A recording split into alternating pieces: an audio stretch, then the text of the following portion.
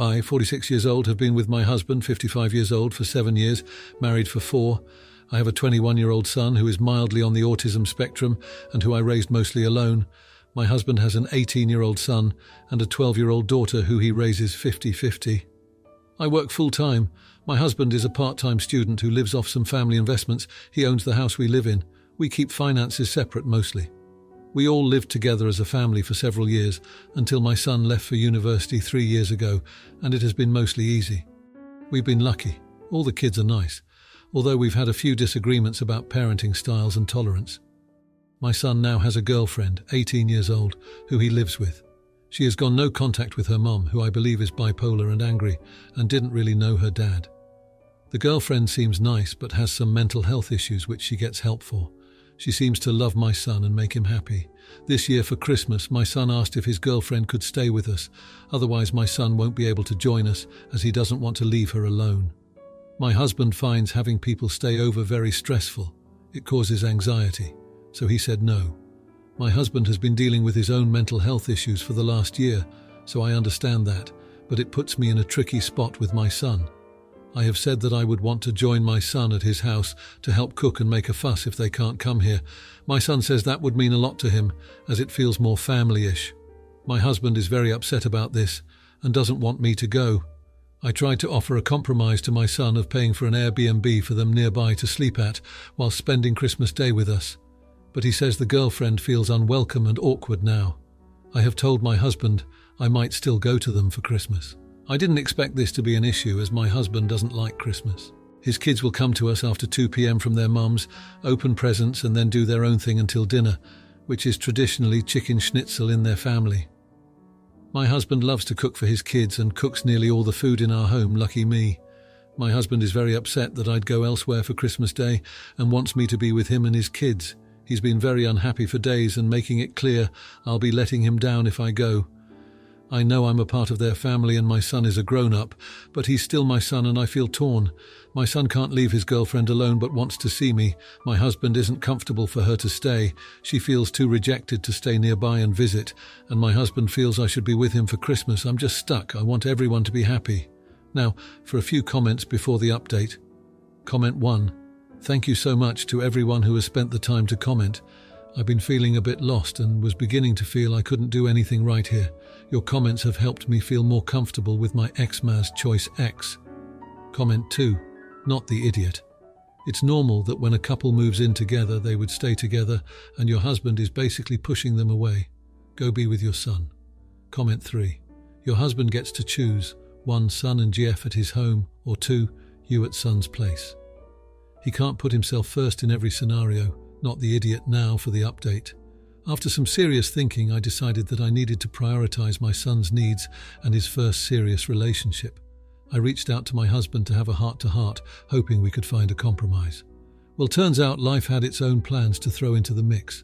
Last Tuesday, I got a call from my son, all excited, saying his girlfriend's parents had invited us all to spend Christmas at their cabin. A beautiful, neutral ground where no one would have to play host, and it sounded perfect.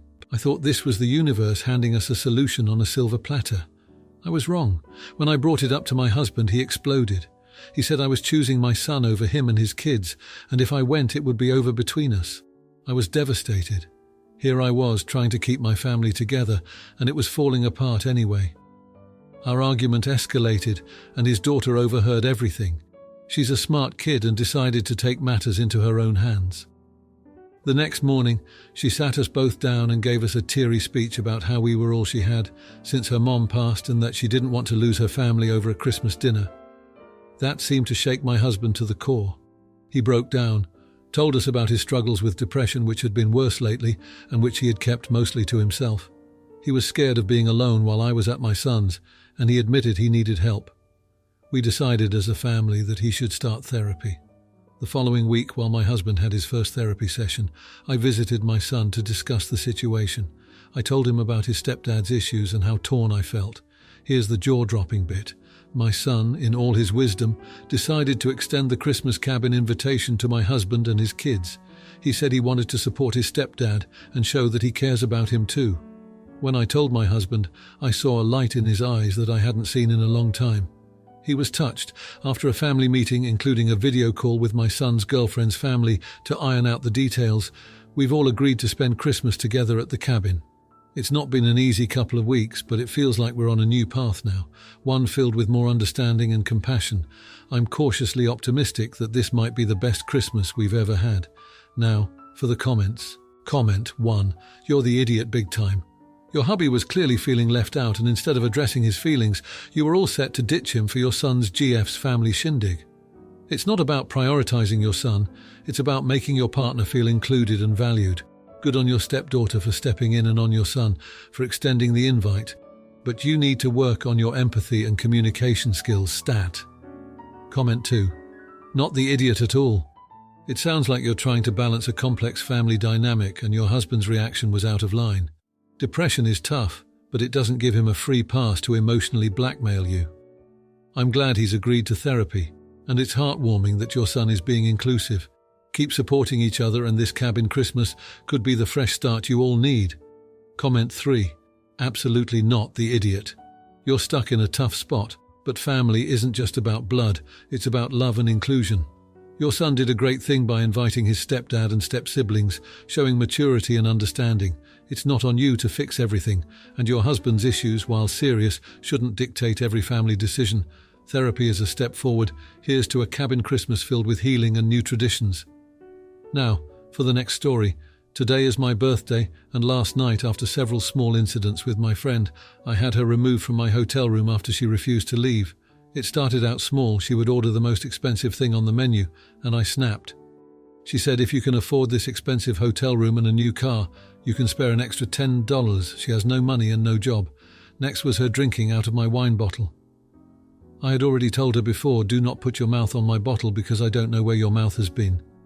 Then for a second time she did it again with a brand new bottle and said she planned on drinking the whole thing and it's not a big deal. I bought the bottle and it was still half full. Following, we went downtown to a lounge that I wanted to go to for my birthday, and as soon as we walked in, while I was asking the bartender how the place operates, she cuts him off and tells me to let's go. We're leaving very rudely and storms out, and I followed not thinking. We had a chat outside and I told her I wanted to go there, and she said we can't go back because of how she acted. After I decided to go back to the hotel and she asked to go to the gas station, I told her 3 times that day not to eat in my car, and she proceeded to open a paper bowl of boiled peanuts filled to the rim with liquid and asked me to drive slow so she could eat it. I cursed her out and made her put the lid back on. Pissed, I drove back to the hotel, grabbed my stuff, left her there to go out with another friend to bring in my birthday, and had to turn back around to grab a bottle of wine I left at the hotel.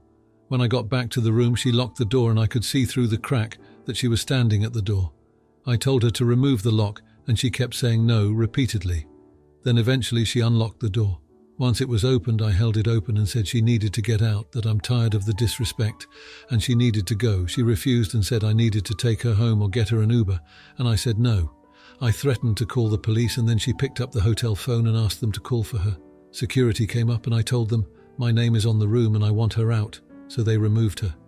Based on what she said, am I the a-hole for not taking her home knowing she has no car, money, service phone, many people to help her? With that being said, am I the idiot? Now, for a few comments before the update. Comment 1. Not the idiot, and from her behaviour that is the reason she doesn't have many people to help her. I hope you cut that user off. All she is after is what she can get out of you. Comment 2. Not the idiot, it sounds like your friend is suffering from mental health concerns. She needs help, but you are not Tay. Comment 3. Gee, I wonder why she doesn't have many people to help her. Not the idiot. Now, for the update. I thought getting my friend removed from the hotel room by security was the end of it, but oh boy was I wrong. After the incident, I thought going no contact was the best course of action. However, my ex-friend had other plans. She blasted our entire friend group with messages, painting me as the ultimate villain, leaving out her own behaviour, of course. I started receiving mixed messages, some friends showing support, while others clearly bought into her side of the story. It felt like high school all over again, with sides being chosen and rumours running rampant. I thought I could shake it off until I received a letter from a lawyer. Yup, you read that right. A lawyer. She was threatening to sue for emotional damages and defamation of character because I had apparently ruined her reputation by sharing the event with our mutual friends and on Reddit. I couldn't believe it. I had to spend money on a consultation just to be told what I already knew. Her claims were baseless and wouldn't hold up in court. Just when I thought this nightmare couldn't get any worse, I was proven wrong again. I went out to my car one morning and found a scratch along the side and a note tucked under the wiper. It was a half-hearted apology from her, admitting she'd done it in a moment of anger but still blaming me for pushing her to the edge. Now I was dealing with property damage on top of everything else. However, the universe must have decided I had enough because the tide started to turn. Some of our mutual friends reached out, having heard about the car incident, and suddenly her narrative started to crumble. They started to see her behavior for what it was, destructive and manipulative. Slowly but surely, many of them began to reach out to me, offering apologies and support. The final twist. Yesterday I got a call from her mother. It turns out my ex-friend had a history of lashing out like this, and her family was at their wits' end. Her mum was genuinely apologetic, explaining that her daughter was going through some serious personal issues and they were planning an intervention. She offered to pay for the damages to my car and asked if I'd be willing to share my side of the story at the intervention to help her daughter get the help she needed. It was a lot to process, but I agreed. So here I am, 2 weeks later, with a car in the shop, a clearer view of who my real friends are, and an unexpected part to play in hopefully getting someone the help they clearly need. It's been wild and I'm just hoping for some semblance of normalcy to return soon. And for the record, I still don't think I was the jerk, but I do hope my friend can find her way back to being the person I once knew. Now for the comments. Comment 1, not the idiot.